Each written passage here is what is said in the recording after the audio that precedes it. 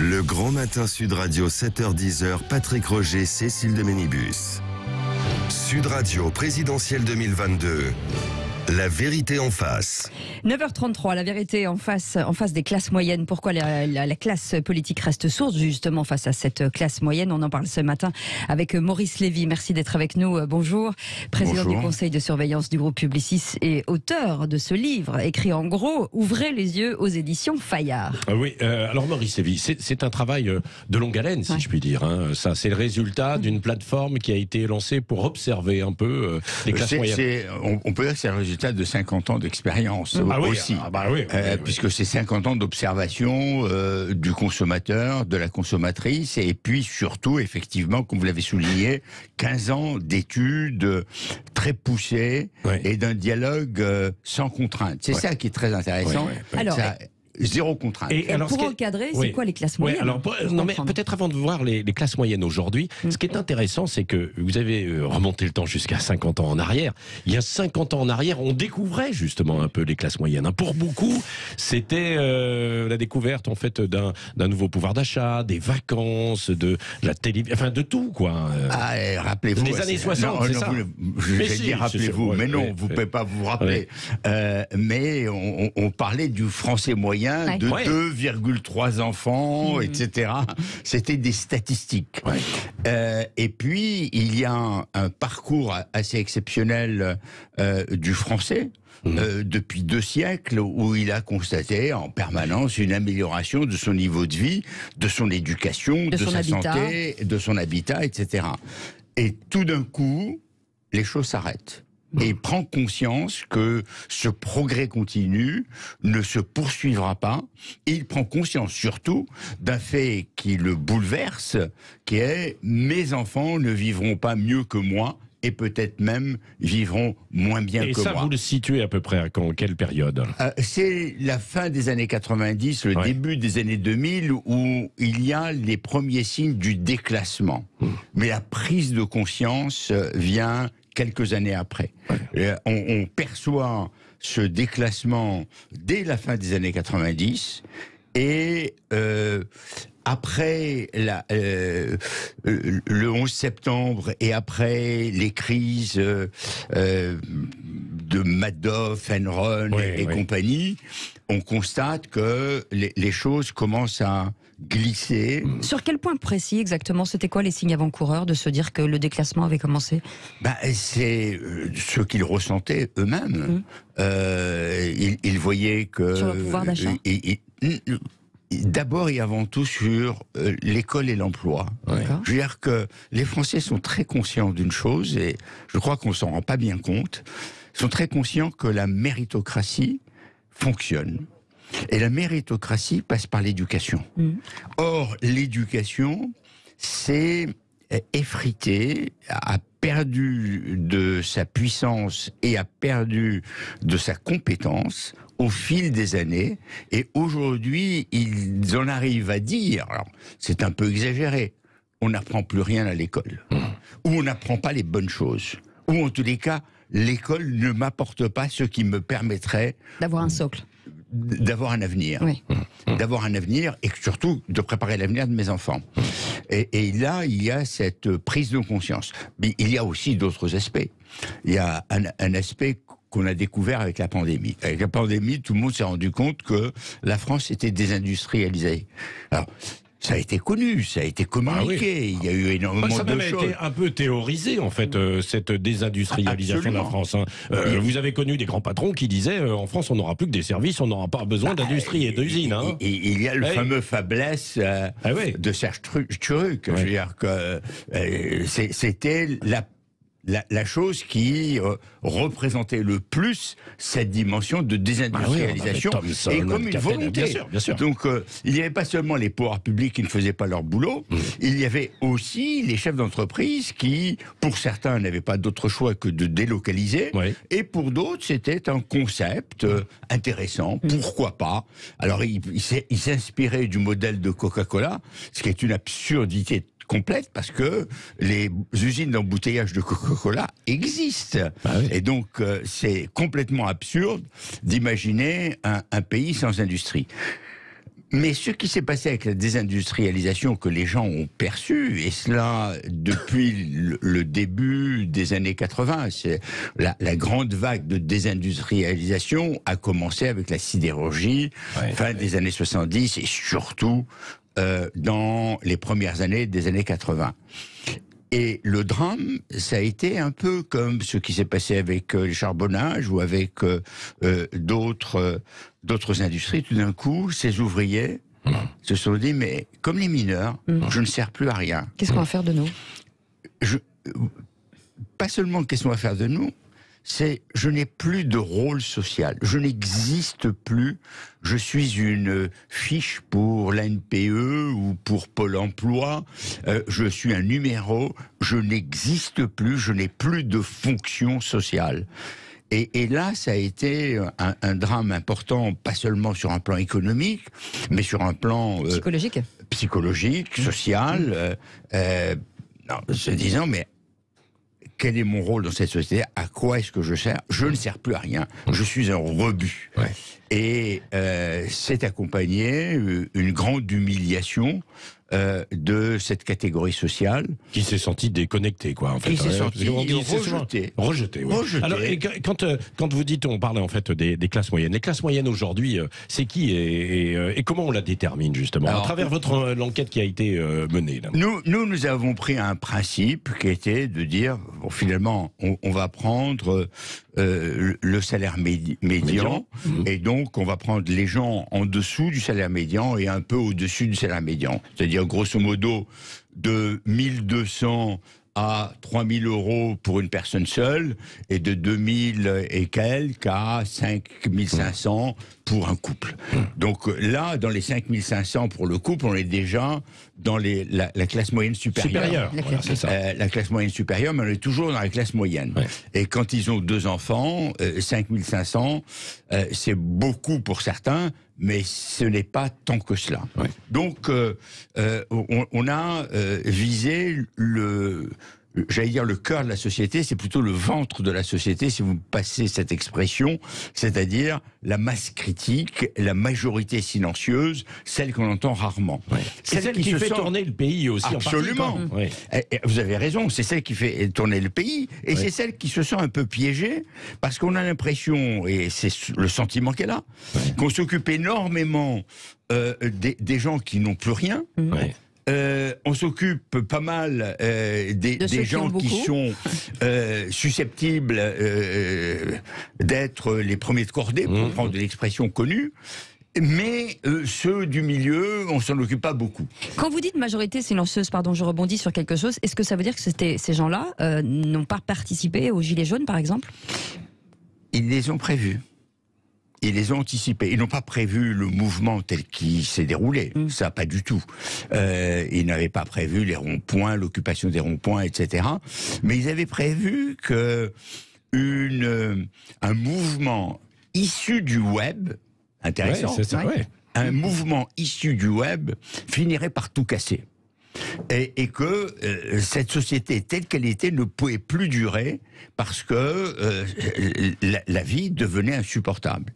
Et qu'on ne s'occupait pas d'eux, et qu'on ne traitait pas les choses, et qu'à un moment donné, il allait y avoir les plus audacieux et les plus marginaux, et donc ils ont apporté un soutien extraordinaire, de l'ordre de 75% de cette catégorie sociale a soutenu le mouvement des Gilets jaunes jusqu'au moment où il y a eu les casses, tous les problèmes qu'on a vus, les dégradations, des radicaux qui ont fait les Black Blocs. Ouais, bien les Black Blocs. Allez, on va continuer dans un instant parce que ce n'est pas fini, ça. Il y a eu cet épisode, mais aujourd'hui, et est-ce que la campagne électorale répond justement à ça, à cette préoccupation des classes moyennes? On va voir ça avec vous, avec votre regard. Quelques années d'expérience. Maurice Lévy qui est avec nous jusqu'à 10h. Ouvrez grand vos yeux, c'est comme ça que s'appelle le livre. Restez avec nous, il est 9h43.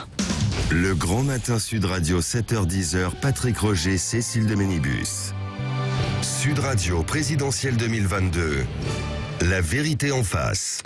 La vérité en face, peut-être une majorité silencieuse des classes moyennes. Avec nous pour en parler ce matin, Maurice Lévy, président du conseil de surveillance du groupe Publicis et auteur de ce livre « Ouvrez les yeux » aux éditions Fayard. Oui, et c'est l'évolution de la société en tant que telle qui a entraîné une forme de paupérisation des classes moyennes. Parce que par exemple, un prof, avant, ça faisait partie des classes moyennes un peu supérieures. Oui, aujourd'hui, dans les villes, ils sont tout juste au-dessus du SMIC. Je caricature un peu, mais à peine quand même. Oui, il y a plusieurs phénomènes. Et si on regarde la France, parce que la situation n'est pas la même partout. Non. Si vous prenez l'Allemagne, ils ont bien préservé leur classe moyenne, et le niveau de vie de la classe moyenne allemande s'est élevé de manière beaucoup plus nette que du côté français. Et les aides-soignants, les soignants, les infirmières, les instituteurs, les professeurs, toute cette catégorie de la population a un niveau de vie qui est plus élevé en Allemagne qu'en France. Il y a pour cela plusieurs raisons. Et la principale des raisons en France, c'est le poids des prélèvements obligatoire. Je veux dire qu'on prélève sur la production française des sommes tellement extravagantes. On est les champions du monde. Il fallait bien un domaine dans lequel on devait être champion du monde. Il se trouve que c'est celui des impôts. En rugby, en football en ce moment. Bon, allez, oui, on pourra en parler. Oui. Mais il faut bien reconnaître que cette somme prélevée et le fait aussi que on a décidé de travailler moins, de faire moins d'efforts, de participer de façon moins active à la production nationale, de ce fait, on a une paupérisation générale. Oui. Paupérisation aussi aggravée. Alors, certains le disent, mais c'est pas reconnu officiellement par quand même le passage à l'euro, d'une manière ou d'une autre, qui a fait s'envoler les prix. Les prix de l'immobilier, par exemple. Oui, non, mais 250% d'augmentation en l'espace de 20 ans. Est-ce que les salaires ont augmenté de 250%? Non. Je ne crois pas. Oui. Alors que l'immobilier, oui, dans beaucoup d'endroits. Oui, alors, je n'ai pas les statistiques sur l'immobilier. Ah, mais non, mais Paris, c'est simple. Je vous crois. Depuis 2001, c'est 250% envolée moyenne. Oui, mais il y a eu deux phénomènes avec l'euro. Le premier, c'est un phénomène d'ajustement parce que on a multiplié le franc par 6,6 à peu près, 657, etc. Et donc, de ce fait, les rompus, les petits centimes, ils ont été éliminés, et puis on se retrouvait avec des prix qui ont glissé un peu. Ce qui fait parfois la différence. Hein. Oui, mais ça fait partie des choses. Et puis après, on s'est habitué à la valeur de l'euro, et on s'est habitué à des prix qui sont quand même facialement plus élevés que les mêmes produits en dollars. Aux États-Unis.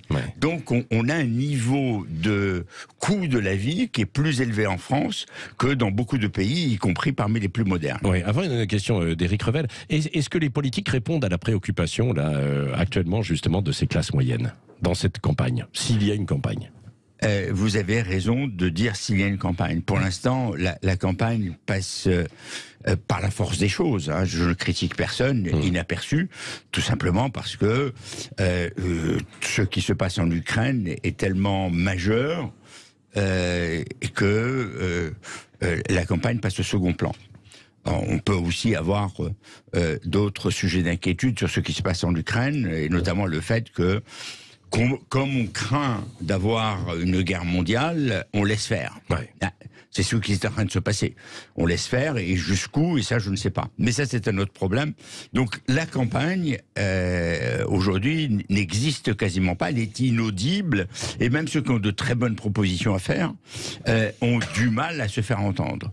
Donc le problème qui va se poser ensuite, c'est comme il n'y aura pas eu de campagne et que les gens vont se retrouver avec un président élu qui n'aura pas eu le temps et la possibilité d'être confronté à ses propres idées, de les défendre, de les expliquer en long, en large et en travers, de convaincre les gens vont être assez surpris d'un certain nombre de mesures et vont être mécontents. Et donc on peut craindre effectivement que après quelques mois, on se retrouve avec de nouveau des mouvements sociaux qui peuvent prendre de l'ampleur. Oui. C'est une crainte que personnellement j'ai. Oui, Éric Revel est resté avec nous, Éric. Oui, Maurice Lévy, bon, je vous ai écouté évidemment avec beaucoup d'intérêt, comme souvent, mais vous parlez à juste titre de la pression fiscale dans ce pays, en ironisant, on est les champions du monde, très bien, mais le pendant de cette pression fiscale outrancière, il faut le reconnaître, sont les amortisseurs sociaux.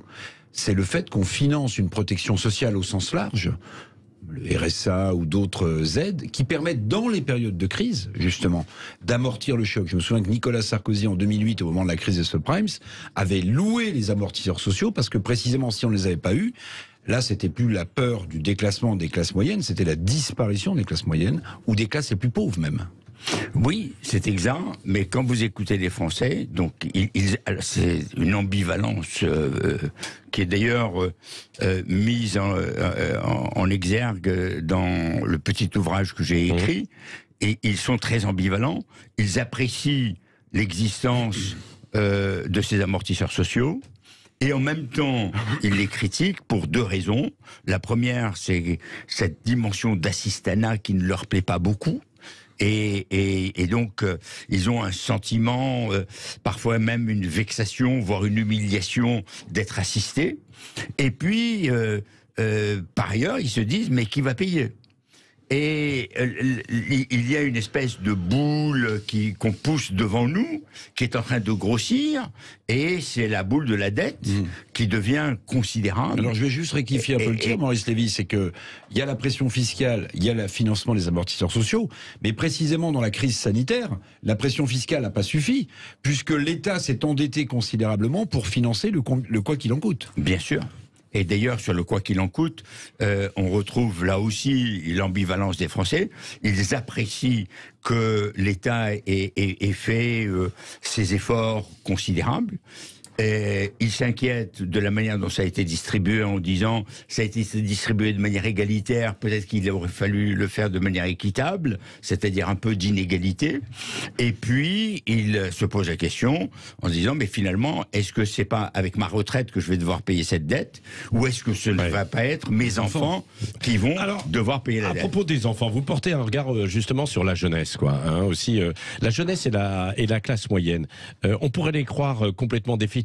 Et finalement, non. Ah, pas du tout. Oui. Pas du tout. Nous, on s'est intéressé à ce qui s'est passé et ce qui se passe dans la tête des jeunes à la suite des cohortes qu'on a vues de jeunes pendant la pandémie aller quasiment à la soupe populaire. C'était donc des spectacles déchirants qui interpellaient tout le monde. Comment est-il possible que nos jeunes se trouvent dans ces situations? Eh bien, eux, bien sûr, ils n'aiment pas la situation dans laquelle ils se sont trouvés, mais ils ont très vite évacué cette question et ils se sont reposés sur les questions de fond. Avec des sentiments assez intéressants, la fierté de la diversité française. Et ils ne voient pas la diversité française comme un problème raciste ou une gêne quelconque d'être entre un noir et un arabe. Pas du tout.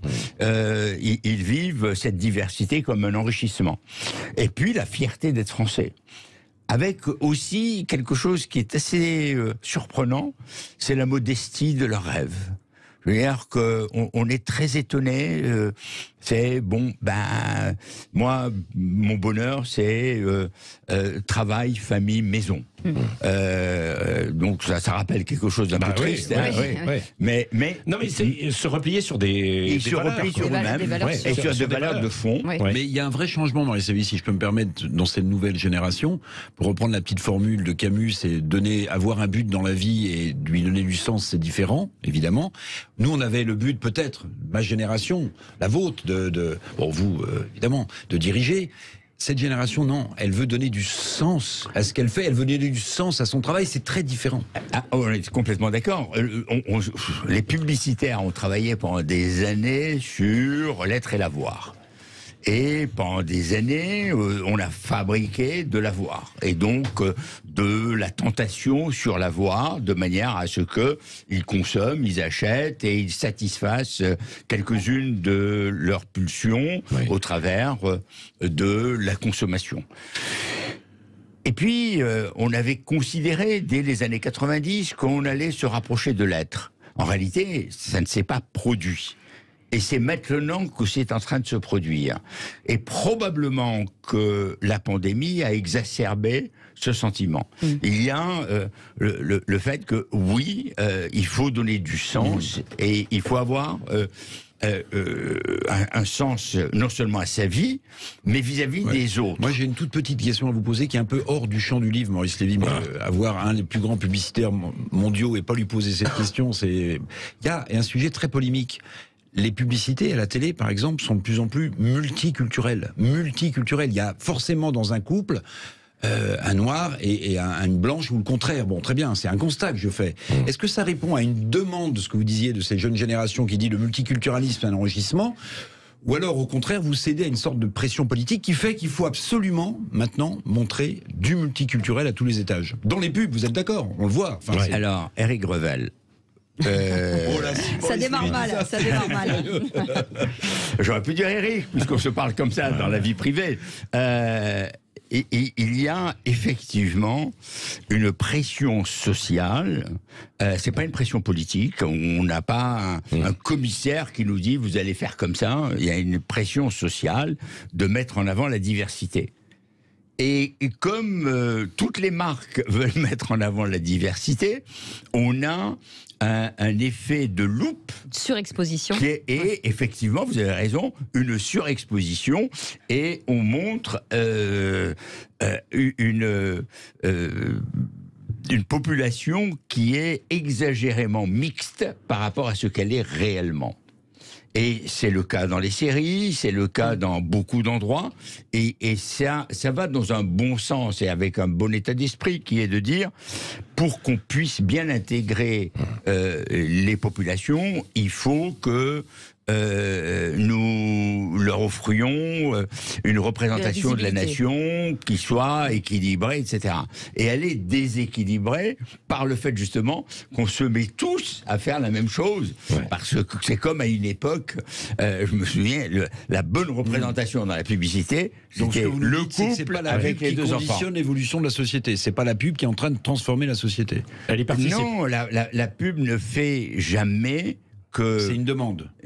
La pub ne fait jamais... Il ne veut pas me laisser terminer. Allez, oui, parce qu'on va déborder. Elle ne fait jamais que anticiper ou grossir un phénomène qui existe. Voilà. Et donc, quand nous avons fait les premiers films avec les gays, je sais qu'on s'est fait un peu critiquer, mais après, ça a été normal dans la société. Donc, on est obligé de faire une représentation qui mette tout le monde sur un pied d'égalité, de façon à ce que les gens aient le sentiment. Exagéré. Allez, merci. Mais c'est exagéré, effectivement. Ouvrez les yeux. Parce qu'il y a la pub qui va arriver. Ah oui, la pub, s'il vous plaît, un peu on va dans le pub. Maurice Lévy, ouvrez les yeux aux éditions Fayard. Merci d'être venu ce matin au micro. Merci à vous. Dans un instant, c'est Valérie Expert. C'est Valérie Expert avec Richard Antoniente. Passez une belle journée. Salut, à demain.